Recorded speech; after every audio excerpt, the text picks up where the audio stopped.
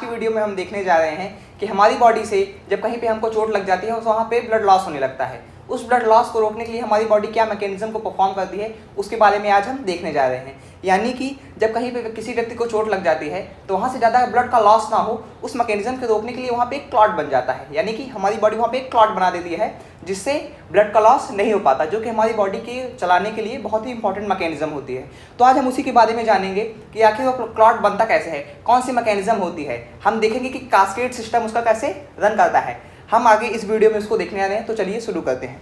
Coagulation of blood, मान लीजिए ये आपकी क्या है, ब्लड कैपिलरी है। ये क्या है आपकी ब्लड कैपिलरी। अब इस ब्लड कैपिलरी में मान लीजिए आपको कहीं इंजरी हो गई, यानी कि अब इससे क्या होगा, लॉस ऑफ ब्लड होगा। अभी इसी लॉस ऑफ ब्लड को रोकने के लिए सबसे पहले यहाँ से निकलता है एक हार्मोन जिसका नाम होता है थ्रोम्बोप्लास्टिन। क्या निकलता है, एक हार्मोन निकलता है जिसका नाम होता है thromboplastin.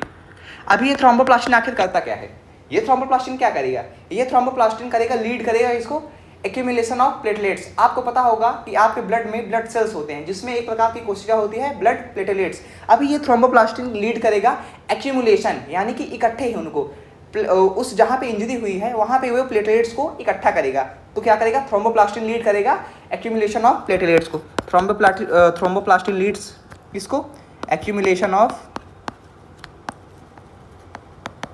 Platelets, accumulation of platelets. अभी जो ये एक्यूमुलेट हुआ प्लेटलेट है ये क्या करेगा, ये खुद भी थ्रोम्बोप्लास्टिन रिलीज करेगा। यानी कि जब आपके ब्लड वेसल में इंजरी हुई तो वहाँ से थ्रोम्बोप्लास्टिन निकला। अभी इस थ्रोम्बोप्लास्टिन ने लीड किया, यानी कि इस थ्रोम्बोप्लास्टिन के निकलने के कारण वहाँ पे एक्यूमुलेशन ऑफ प्लेटलेट्स हुआ। अभी वो एक्यूमुलेटेड प्लेटलेट्स क्या करेगा, वो थ्रोम्बोप्लास्टिन खुद भी रिलीज करेगा। ये क्या रिलीज करेगा, थ्रोम्बोप्लास्टिन। लेकिन ये केवल थ्रोम्बोप्लास्टिन रिलीज नहीं करता, ये अदर क्लॉटिंग फैक्टर्स को भी रिलीज करता है। थ्रोम्बोप्लास्टिन को रिलीज करेगा और अदर क्लॉटिंग फैक्टर्स को रिलीज करेगा।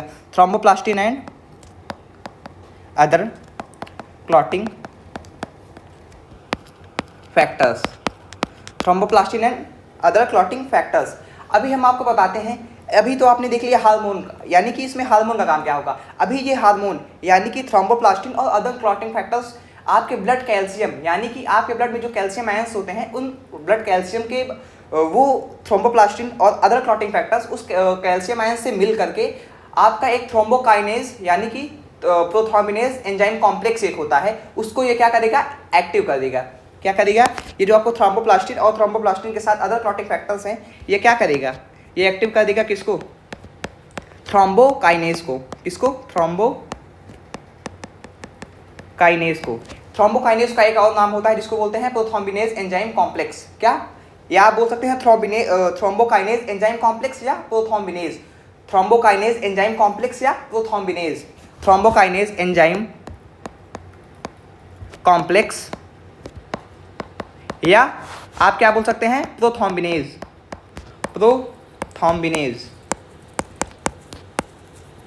किसके साथ बाइंड हुआ था, यानी किसके साथ मिला था, विथ ब्लड कैल्शियम।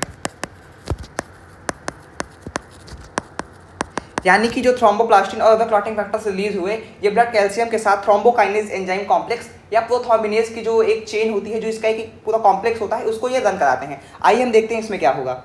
अभी क्या होगा, सबसे पहले जो आपका activation of thrombokinase, activation of thrombokinase enzyme complex, thrombokinase enzyme complex. अभी ये जैसे ही एक्टिव होगा, आपकी ये जो मैकेनिज्म जैसे ही एक्टिव होगी, सबसे पहले करती है इनएक्टिव हिपैरिन। एक हिपैरिन नामक आपका एंजाइम होता है, उसको सबसे पहले ये क्या कर देगी, इनएक्टिव कर देगी। ये क्या करेगा, इनएक्टिव हिपैरिन। हिपैरिन एक प्रकार का एंटी कोएगुलेंट है। क्या है आपका, एंटी कोएगुलेंट।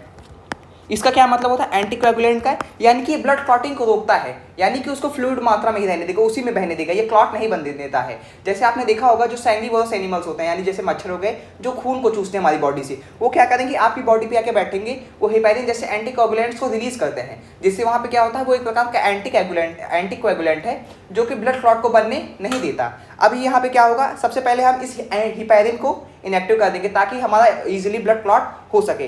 तो क्या होगा, activation of thrombokinase enzyme complex, then क्या होगा, वो इनएक्टिव करेगा हिपैरिन को। अभी जैसे ही आपका हिपैरिन इनएक्टिव हो गया, ये प्रोथ्रोम्बिन को थ्रोम्बिन में बदल देगा, प्रोथ्रोम्बिन को बदल देगा थ्रोम्बिन में। यानी कि क्या हुआ, जैसे ही activation of thrombokinase enzyme complex हुआ, वो क्या किया, वो उसने क्या किया, प्रोथ्रोम्बिन को बदल दिया थ्रोम्बिन में, प्रोथ्रोम्बिन को बदल दिया थ्रोम्बिन में। अभी जो आपका थ्रोम्बिन है, ये थ्रोम्बिन एक्टिव कर देगा किसको, ये थ्रोम्बिन एक्टिव कर देगा किसको, ये थ्रोम्बिन एक्टिव करेगा प्रोथ्रोम्बिन को, सॉरी, ये थ्रोम्बिन एक्टिव करेगा फिब्रिनोजन को फिब्रिन में। यानी कि इसने क्या काम किया, अभी जो थ्रोम्बिन बना ये क्या करेगा, फिब्रिनोजन, एक होता है आपकी बॉडी में फिब्रिनोजन, अभी ये फिब्रिनोजन को कन्वर्ट कर देगा फिब्रिन में, फिब्रिनोजन को कन्वर्ट कर दिया इसने फिब्रिन में। यानी कि प्रोथ्रोम्बिन आपका कन्वर्ट हुआ थ्रोम्बिन में। अभी ये थ्रोम्बिन ने क्या किया, इस थ्रोम्बिन ने कन्वर्ट कर दिया फिब्रिनोजन को फिब्रिन में। फिब्रिनोजन क्या है आपका, आप पूछेंगे फिब्रिनोजन होता क्या है। फिब्रिनोजन होता है एक प्रकार का सॉल्युबल फाइबर। क्या होता है, सॉल्युबल फाइबर। मीनवाइल आपका फिब्रिन क्या होता है, वो एक इनसॉल्युबल फाइबर होता है। क्या होता है, इनसॉल्युबल फाइबर। अभी जो आपने यहाँ पे मैकेनिज्म देखी, प्रोथ्रोम्बिन का थ्रोम्बिन में कन्वर्जन, फिब्रिनोजन का फिब्रिन में कन्वर्जन। यहाँ पे क्या हुआ, प्रोथ्रोम्बिन जब थ्रोम्बिन में कन्वर्ट हुआ तो उस थ्रोम्बिन ने अगले स्टेप यानी कि अगले रिएक्शन को उसने क्या किया, एक्टिव कर दिया, स्टिमुलेट कर दिया। यानी कि थ्रोम्बिन ने फिब्रिनोजन को स्टिमुलेट किया या एक्टिव कर दिया। उसका एक्टिव फॉर्म क्या होता है, फिब्रिन। वो क्या है, एक इनसॉल्युबल फाइबर। इसी को हम बोलते हैं कास्केड सिस्टम। कास्केड सिस्टम में क्या होता है कि हर प्रोडक्ट यानी किसी रिएक्शन का प्रोडक्ट अगले रिएक्शन के लिए एक कैटलिस्ट की तरह काम करता है। यानी कि मान लीजिए ये 4 गेंदें रखी हैं, ठीक है, इस पे किसी ने हिट किया। अभी जब इस पे कुछ हिट हुआ तो ये क्या करेगा, इसको हिट करेगा, ये इसको हिट करेगा, ये इसको हिट करेगा। तो ये क्या हो गया, एक आपका कास्केड सिस्टम चल गया। यानी कि जहाँ पे हर प्रोडक्ट अगले रिएक्शन के लिए कैटलिस्ट की तरह काम करता है। तो यहाँ पे क्या हुआ, थ्रोम्बिन ने कैटलिस्ट की तरह काम किया फिब्रिनोजन के लिए और फिब्रिनोजन को फिब्रिन में कन्वर्ट कर दिया। अभी ये फिब्रिन क्या होता है, इनसॉल्युबल फाइबर। अभी कुछ इस प्रकार की संरचना बन जाएगी जहाँ पे आपको चोट लगी थी। इनसॉल्युबल फाइबर जैसे इस तरह की संरचना बन जाएगी। अभी आपने देखा था पीछे, हमने पीछे देखा था कि जब एक्यूमुलेशन ऑफ प्लेटलेट्स हुआ था तो उसने थ्रोम्बोप्लास्टिन और अदर क्लॉटिंग फैक्टर्स को रिलीज किया था। अब यहाँ पे क्या होगा, जो आपका इनसॉल्युबल फाइबर है, यानी कि जो आपका इनसॉल्युबल फाइबर का एक जाल बना है, उसमें यही क्लॉटिंग फैक्टर्स, जो अदर क्लॉटिंग फैक्टर्स रिलीज किए उसने, जो 13 क्लॉटिंग फैक्टर्स होते हैं आपके कास्केड सिस्टम में, उन सबका इस जाल में एक्यूमुलेशन हो जाएगा। यानी वो आके इसी में इकट्ठे हो जाएंगे। तो क्या हुआ, यहाँ पे ये सारे आके इसी में इकट्ठा होना शुरू कर दिए। जो आपके अंदर क्लॉटिंग फैक्टर्स थे वो आके यहाँ पे इकट्ठा होना शुरू कर दिए। अभी यहाँ पे क्या होगा, एक येलो कलर का, एक येलोइश चिपचिपा सा पदार्थ, यानी कि आप कह सकते हैं एक येलोइश चिपचिपा सा क्लॉट बन जाएगा। वो क्या होगा, सॉफ्ट क्लॉट होगा, जिसको आप बोलते हैं सीरम। ये क्या होता है, एक सॉफ्ट क्लॉट होता है। अगर बात करें इसके कलर की तो ये हल्का येलोइश होता है और चिपचिपा होता है। अभी क्या होगा, ये जो आपका सीरम है, जो फिब्रिन यानी कि इनसॉल्युबल फाइबर पे आपके क्लॉटिंग फैक्टर्स का डिपोजिशन हुआ, जिसको आप क्या बोलते हैं, सीरम। वो सीरम जब एयर के कांटेक्ट में आएगा, वो सीरम जब एयर के कांटेक्ट में आएगा तो वो सॉफ्ट से क्या हो जाएगा, हार्ड हो जाएगा। अब ये जो सॉफ्ट क्लॉट है, ये एयर के कांटेक्ट में आके क्या हो जाएगा, हार्ड क्लॉट, और फाइनली आपके बॉडी से ब्लड लॉस रुक जाएगा। तो यही हमने पूरी वीडियो में देखा। अगर हम इसको एक बार समराइज करें तो क्या हुआ, हमने सबसे पहले देखा एक वेसल थी, एक कैपिलरी थी, या आपकी एक ब्लड वेसल थी, उस पर इंजरी हुई, वहाँ से ब्लड लॉस होने लगा। उस ब्लड लॉस को रोकने के लिए सबसे पहले उस इंजर्ड टिश्यू ने क्या रिलीज किया, थ्रोम्बोप्लास्टिन। उस थ्रोम्बोप्लास्टिन ने लीड किया किसको, एक्यूमुलेशन ऑफ प्लेटलेट्स को। उस एक्यूमुलेटेड प्लेटलेट्स ने क्या किया, थ्रोम्बोप्लास्टिन रिलीज किया और उसके साथ कुछ क्लॉटिंग फैक्टर्स को रिलीज किया। शायद फाइनली टोटल आपके 13 क्लॉटिंग फैक्टर्स होते हैं, ठीक है। जब उसने उस क्लॉटिंग फैक्टर्स को रिलीज किया तब क्या हुआ, आपका activation of thrombokinase enzyme complex या प्रोथ्रोम्बिनेज आप इसको बोलते हैं जिस कॉम्प्लेक्स को, वो आपका एक्टिव हो गया। उसके एक्टिव होते ही सबसे पहले आपका क्या इनएक्टिव हुआ, हिपैरिन। हिपैरिन क्या था, एक प्रकार का एंटीकोगुलेंट, जो कि कोगुलेशन या रक्त के थक्का होने को रोकता है। तो सबसे पहले उसको क्या किया गया, इनएक्टिव कर दिया गया, यानी ये अपना काम करना बंद कर दे, यानी ये रक्त का थक्का बनने दे। उसके बाद क्या हुआ, प्रोथ्रोम्बिन किस में कन्वर्ट हुआ, थ्रोम्बिन में। थ्रोम्बिन ने क्या किया, थ्रोम्बिन ने कन्वर्जन कर दिया फिब्रिनोजन का फिब्रिन में। फिब्रिनोजन क्या था आपका, सॉल्युबल फाइबर। मीनवाइल फिब्रिन क्या था आपका, इनसॉल्युबल फाइबर। अब क्या हुआ, इस इनसॉल्युबल फाइबर पे जो आपके क्लॉटिंग फैक्टर्स रिलीज हुए थे उन सबका एक्यूमुलेशन होना स्टार्ट हो गया, यानी वो वहाँ पे इकट्ठे होने लग गए। वहाँ पे एक सॉफ्ट येलोइश क्लॉट बन गया जिसको आप बोलते हैं सीरम। अभी वो सीरम जब एयर के कांटेक्ट में आया जब वो सिरप एयर के कॉन्टैक्ट में वो हार्ड हो गया तो वहाँ पे क्या हो गया, एक हार्ड क्लॉट बन गया जिससे आपका ब्लड लॉस खत्म हो गया। तो गाइज यही था हमारी इस वीडियो में।